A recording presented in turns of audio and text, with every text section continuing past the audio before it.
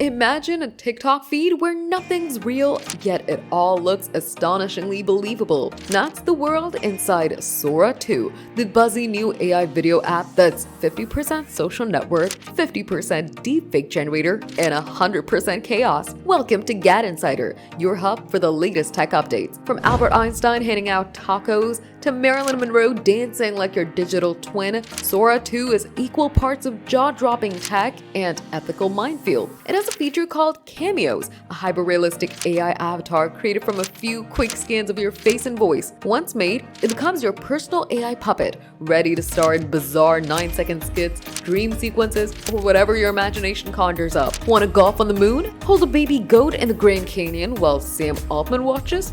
Sora's got you. It's wildly addictive, scary good, and you can get this app through an invite only. But that hasn't stopped an explosion of Sora-generated videos from flooding TikTok, YouTube, and Instagram, making people surprised and panic. Some celebrities like Jake Paul and Sam Altman have made their cameos public, while countless others, dead and alive, appear in realistic recreations that raise big questions about consent and digital identity.